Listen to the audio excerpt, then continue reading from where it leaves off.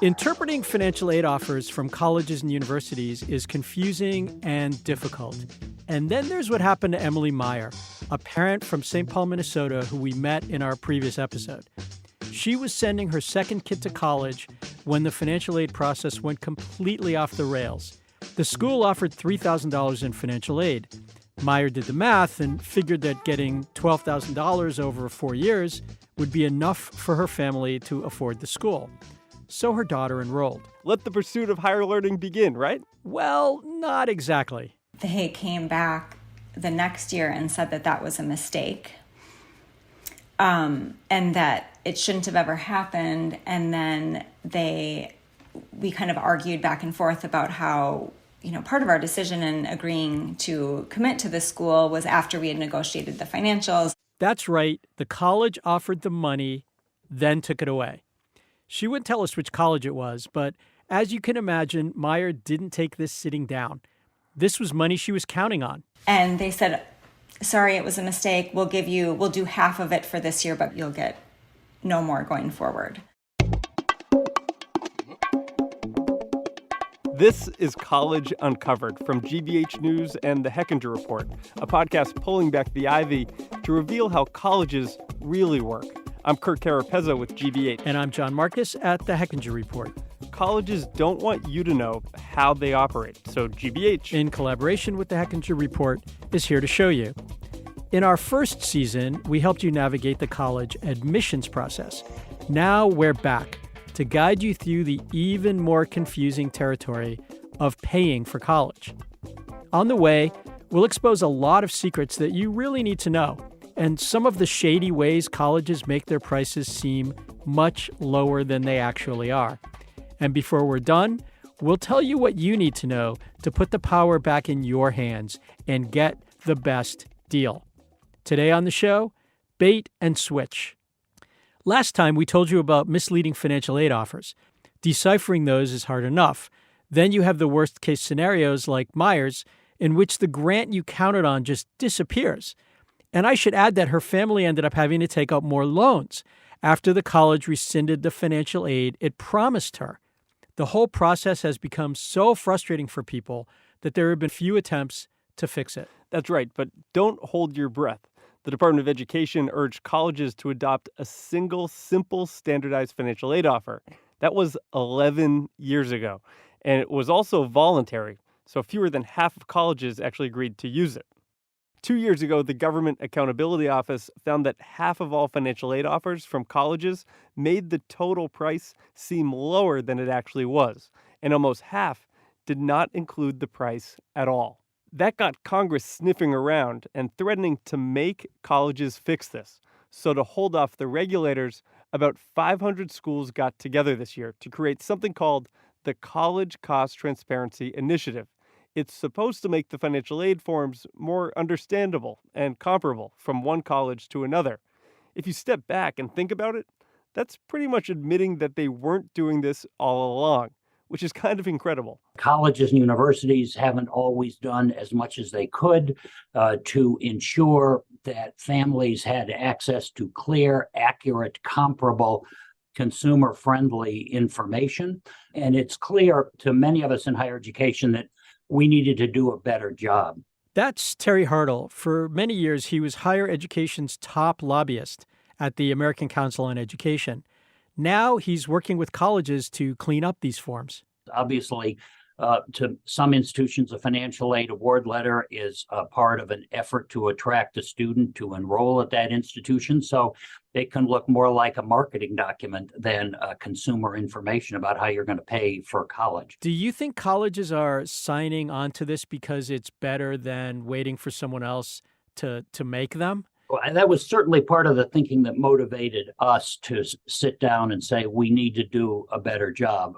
It was also, frankly, a thinking that, there's some truth to the GAO report. We're not doing as good a job as we can, and we owe it to consumers to do a better job. Some advocates for students are waiting to see if this new form really improves things. This is the first admission season colleges are using it. Plus, only about 1 in 8 of them have signed on. Rachel Fishman works on this issue at the think tank New America. She believes Congress should require that financial aid offer letters be standardized, just as it regulates the people who sell you a mortgage. At the end of the day, they still format their own offers. They still make them all look their own way. You still can't compare those offers readily or easily, and it's still very complicating. That causes so much confusion that some students end up dropping out because they underestimated what college would actually cost. Or they give up and never even set foot on a campus. This especially affects low-income students. About 1 in 5 students who are accepted in the spring never show up for college in the fall. And Kirk, even if they do enroll, the tricks that colleges pull with financial aid don't stop there. There are a lot of rules around financial aid that families don't always notice, even after their students are already on the campus. For example, to say, you've qualified for $120,000 in scholarship money. And then the small print is over 4 years. And then the smaller print is if you remain a full-time student, pass 15 credits a semester, and maintain a 3.8 GPA. That's Mark Salisbury. He's a former admissions counselor, and he says that's only some of the fine print. We'll tell you about more in a moment. Salisbury says this is such a big problem, he co-founded a company called Tuition Fit, which uses crowdsourcing to help families find out the real amount of financial aid they're likely to get. Basic access for families is free, and they can pay $49 for more detailed information. Salisbury says it's another potential solution to not getting the information that you need. And then it goes into our big data set so that a family can come to Tuition Fit and see which colleges are going to fit my price range. Here's my financial situation, here's my student's GPA, and we don't want to spend more than $20,000 on college per year. Okay, here's the schools that are offering a price in that price range. It's all about balancing this marketplace so that the consumer has enough power in that space to be more likely to get the price that they need. Salisbury says colleges are playing on families' emotions. There's this notion that students have to shoot for the most prestigious place they can possibly get into, and that's somehow their ticket to life as a successful adult. That's a myth that's absolutely been fostered by institutions, by the whole college marketing machine. And so from a parent standpoint, you start to think, if I don't make that happen for my student, then I'm a failure as a parent. But it's really all about the money. I mean, colleges are businesses, and they try to get their customers to pay as much as possible.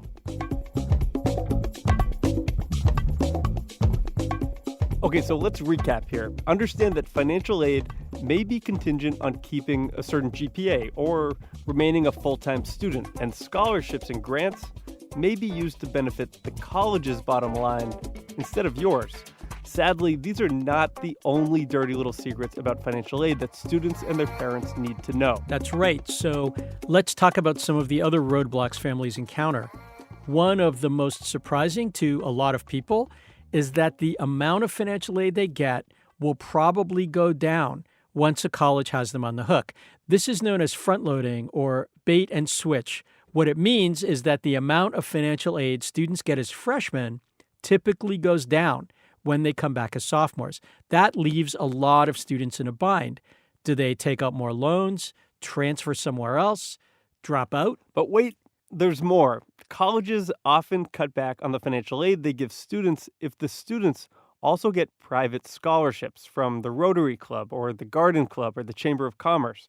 After all the hard work you did to get those scholarships, about half of colleges reduce the financial aid they already promised you by the equivalent amount. This is known as scholarship displacement. We talked to Colwis Lowe about this. He's director of strategic partnerships at Scholarship America, which represents those private scholarship providers. The amount that is reduced is typically equal to the dollar amount of a student's scholarship award. So it leaves them with a zero net benefit for the hard work that they put in. This usually comes as another nasty surprise to families and students. And it so angers parents and policymakers that several states have banned scholarship displacement. Oftentimes students will, either get a bill in their student account or, the numbers don't add up. And when they go find out from the financial aid office, they learn that, the institutional grant or some form of grant was reduced because of their scholarship award. And once again, right, it's worse for the poorest families. College is not affordable at the moment for students who come from low-income families. And so trying to avoid borrowing loans or working several jobs while they're in college, students pursue scholarship awards. And so they have to submit essays, they have to seek letters of recommendations. And when all that effort is put into a scholarship application and they get awarded a scholarship and they see other financial aid being reduced to zero at an equivalent amount to their private scholarship, then they feel that their hard work was wasted. So that means people who think they'll get financial aid throughout their students' time in college might have an unpleasant surprise coming. Yesenia Bedoya is a student in California, and she also found her financial aid reduced in her sophomore year. I mean, to get an outside scholarship, I put in a lot of prior work to that, and that's the case for basically every student that receives an outside scholarship. They put a lot of time and effort into the process alone. So it is very discouraging to sort of, in a way, be punished for the work that we did. Did you go back to them and ask if they could give you more? I actually wasn't aware that we could do that. Is that something? Okay. Yes, it is something. Students and their families can negotiate for more financial aid. Right. So finally, some good news and important advice. That's what we're going to leave you with today. A lot of colleges have an incentive to be more generous. That's due to demographics. Enrollments are in decline, and the college-age population in the U.S. is shrinking. Understanding that can help you get leverage in this process. We'll tell you in our next episode about exactly how generous and how much financial aid and discounts colleges are shoveling out to fill seats. But a lot of parents don't know that they can ask the financial aid office to increase their offer.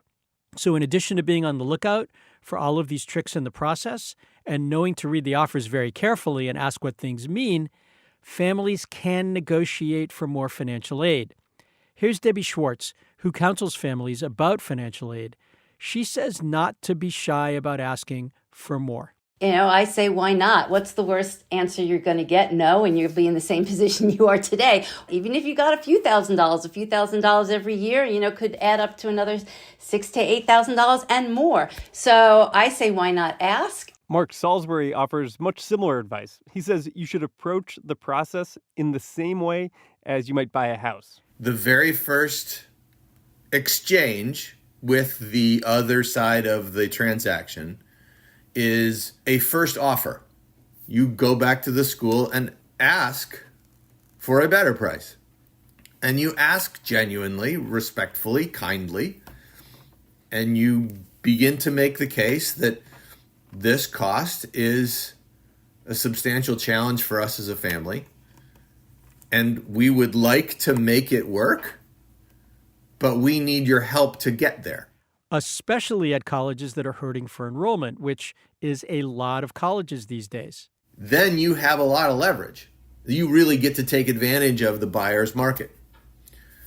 The only time that that's not true is if the only schools you're applying to are the schools that everybody else would give their left hand to go to. But if I'm not one of those handful of schools, and I'm scrambling to fill my class every year, then I'm much more willing to negotiate. Debbie Schwartz makes the point that we often make on this podcast, that higher education is a business. She says she came to that realization after going through the process herself. And I had this awe of the Ivy Tower, the academic campus. And so I myself didn't think of them as a business until I had to go through the admissions process with my daughter. And that's when I realized that this is a business, which is okay. And you need to understand you're the consumer and you need to approach it as any other consumer purchase that you will make. And since information is power, we have some links on our landing page with advice about how to be the best consumer of a college education.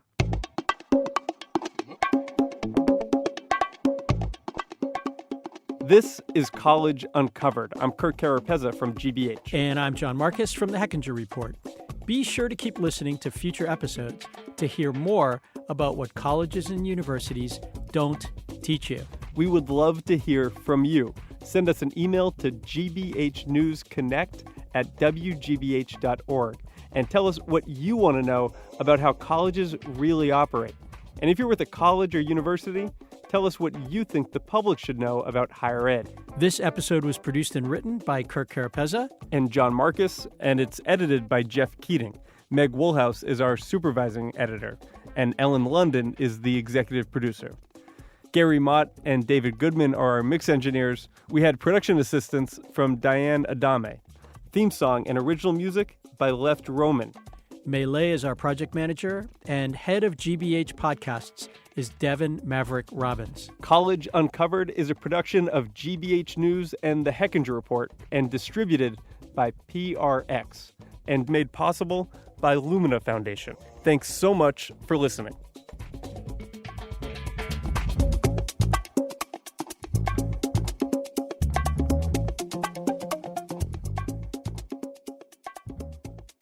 GBH.